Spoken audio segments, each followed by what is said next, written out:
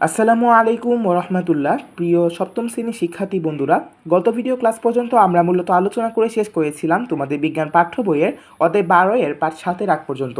So আজকের এই ভিডিওতে আমরা পাঠ 8-9 যেটা রয়েছে সূর্যের চারদিকে পৃথিবীর ঘূর্ণন বা পৃথিবীর বার্ষিক গতি, এটা নিয়ে আমরা আলোচনা করব। সো বন্ধুরা, বেশি কথা না বাড়িয়ে চলো আমরা আমাদের ভিডিওর মূল আলোচনা শুরু করে দিই। ইতিমধ্যে কিন্তু আমরা পৃথিবীর আহ্নিক গতি বা নিরক্ষের ওপর আবর্তন সম্পর্কে জেনেছি। পৃথিবীর অন্য গতিটি হচ্ছে বার্ষিক গতি। পৃথিবী সূর্যকে কেন্দ্র করে কিন্তু প্রায় 365 দিন 6 ঘন্টা সময়ে একবার ঘুরে আসে। এই সময়কে আমরা এক সৌর বছর বা 1 বছর বলে থাকি। পৃথিবীর বার্ষিক গতির ফলে দিনরাত ছোট বা বড় হয় এবং ঋতুর পরিবর্তন হয়। তার মানে আমরা এখান থেকে বুঝতে পারলাম যে আহ্নিক গতির কারণে দিন রাত হয় এবং বার্ষিক গতির ফলে দিনরাত ছোট হয় বা ঋতুর পরিবর্তন হয়। তোমরা কি বছরে সবসময় একই রকমের আবহাওয়া দেখতে পাও? জানুয়ারি মাসে পৌষ মাঘ মাসে শীত না গরম থাকে? আষাঢ় বা ভাদ্র মাসে আবহাওয়া কি পৌষ মাসের মতোই থাকে না ভিন্ন থাকে? আমরা দেখি বাংলাদেশে বছরে বিভিন্ন সময় বিভিন্ন রকম আবহাওয়া থাকে। পৌষ বা মাঘ মাসে বেশ শীত পড়ে, আবার বৈশাখ বা জ্যৈষ্ঠ মাসে বেশ গরম পড়ে। কেন হয় তা তোমরা কি ভেবে দেখেছো? এইসব প্রশ্নের উত্তর জানা যাবে পৃথিবীর সূর্যের চারপাশে কীভাবে ঘুরছে তা যদি আমরা জানতে পারি।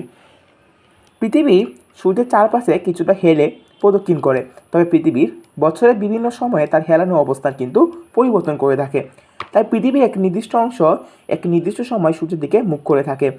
পৃথিবীর এক নির্দিষ্ট অংশ যখন সূর্যের দিকে মুখ করে থাকে তখন সেই অংশটি বেশিক্ষণ ধরে এবং খাড়াভাবে সূর্যের তাপ পায়। পৃথিবীর সেই অংশে তখন গ্রীষ্মকাল। তোমরা হয়তো জানো যে পৃথিবীর বিষুবরেখার দুই পার্শ্বকে দুটি গোলার্ধে ভাগ করা হয়ে থাকে। উত্তর অংশকে আমরা উত্তর গোলার্ধ এবং দক্ষিণ অংশকে আমরা দক্ষিণ গোলার্ধ বলে থাকি। আমরা উত্তর গোলার্ধে বাস করি। 21শে জুন তারিখে বাংলাদেশের সূর্য কিছুটা কাছে চলে আসে। কত তারিখে তোমরা একটা খেয়াল রাখবা, এটা হচ্ছে 21শে জুন তারিখে। 21শে জুন তারিখে বাংলাদেশ সূর্য কিছুটা কাছে চলে আসে। তাই এই সময় আমরা সূর্যকে আমাদের মাথার উপর দেখতে পাই। এই সময়ে আমরা সবচেয়ে লম্বা দিন এবং ছোট রাত দেখতে পাই। খাড়াভাবে এবং লম্বা সময় সূর্যের তাপ পাওয়ার কারণে এই সময়টিতে এবং এর কাছাকাছি সময়ে বাংলাদেশে বেশ গরম পড়ে। তবে মৌসুমি বায়ুর প্রভাবে এই সময় বাংলাদেশে আষাঢ় শ্রাবণ মাসে প্রচুর বৃষ্টিপাত হয় বলে আমরা এই সময়টিকে বর্ষাকাল হিসেবে বলে থাকি। এরপর রয়েছে আমাদের 21শে জুন। 21শে জুন পৃথিবীর দক্ষিণ গোলার্ধ কিন্তু দেখো আমরা কিন্তু উত্তর গোলার্ধে অবস্থিত। বাংলাদেশ কিন্তু উত্তর গোলার্ধে অবস্থিত। আমরা উত্তর গোলার্ধের কাহিনী বললাম। আবার 21শে জুন দক্ষিণ গোলার্ধ কিন্তু সূর্য থেকে দূরে অবস্থান করে। তাই দক্ষিণ গোলার্ধে তখন রাত বড় হয়, দিন ছোট হয় এবং ওখানে সূর্যের তাপ কিন্তু তির্যক বা হেলানোভাবে পড়ে। ফলে দক্ষিণ গোলার্ধ এই সময় সূর্যের তাপ কম পায়। তখন ওখানে কি হয়? ওখানে হবে শীতকাল। যেমন অস্ট্রেলিয়া জুন জুলাই আগস্ট এই 3 মাস শীতকাল হয়ে থাকে। পৃথিবী 21শে জুনের পর তার হেলানো অবস্থান পরিবর্তন করতে থাকে। বাংলাদেশ সহ উত্তর গোলার্ধ কিছুটা দূরে সরে যেতে থাকে। একই সাথে দক্ষিণ গোলার্ধে কিছুটা সূর্যের দিকে এগোতে থাকে। এইভাবে সেপ্টেম্বরের 23 তারিখ পৃথিবীর বিষুব অঞ্চল সূর্যের দিকে মুখ করে থাকে এবং উত্তর ও দক্ষিণ মেরু ওই সময়ে সূর্য থেকে সমান দূরত্বে থাকে। সেপ্টেম্বরের 23 তারিখে তাই পৃথিবীর উভয় গোলার্ধে দিনরাত সমান হয়। পৃথিবী বিষুবীয় অঞ্চলে তখন সূর্য মাথার উপর অবস্থান করে খারাপভাবে কিরণ দেয়, তখন কিন্তু বিষুবীয় অঞ্চলে বেশ গরম পড়ে থাকে। বাংলাদেশে তখন দিনরাত সমান বলে তখন শীতও নয় আবার খুব গরমও নয়। দক্ষিণ গোলার্ধেও তখন শীত চলে গিয়ে গ্রীষ্মকাল আসতে থাকে, অর্থাৎ সেখানে তখন বসন্তকাল। এরপর আমরা যদি 22শে ডিসেম্বরের কাহিনীটা একটু পড়ি। 22শে ডিসেম্বর দক্ষিণ গোলার্ধের একটি অংশ সূর্যের দিকে মুখ করে থাকে আর তখন বাংলাদেশ সূর্য থেকে দূরে অবস্থান করে থাকে। তাই তখন বাংলাদেশের দিন ছোট হয় এবং রাত বড় হয়। সূর্যকে দেখা যায় দক্ষিণ দিকে হেলে কিরণ দিতে কম সময় এবং তির্যকভাবে কিরণ পায় বলে বাংলাদেশে তখন শীত পড়ে। পক্ষান্তরে দক্ষিণ গোলার্ধে অস্ট্রেলিয়ায় তখন দিন বড় এবং রাত ছোট হয়। সূর্য তখন দক্ষিণ গোলার্ধে খারাপভাবে কিরণ দেয়, তাই দক্ষিণ গোলার্ধে তখন গ্রীষ্মকাল হয়ে থাকে। আবার পৃথিবীর 21শে মার্চ সূর্যের দিকে মুখ করে হেলে থাকে, তখন আবার পৃথিবীর সকল স্থানে দিনরাত সমান হয়। এজন্য এই সময়ে আমাদের দেশেও দিনরাত সমান হয়। এই সময়ে শীতও বেশি থাকে না আবার গরমও বেশি থাকে না। এই সময়ে আমাদের দেশে মূলত বসন্তকাল হয়ে থাকে।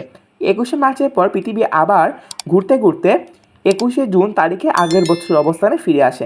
এইভাবেই মূলত সূর্যের দিকে পৃথিবীর অবস্থানের তারতম্যের কারণে দিনরাত ছোট বা বড় হয় এবং ঋতু পরিবর্তিত হয়। সো এখানে তোমরা ছবিটা দেখতেই পাচ্ছ।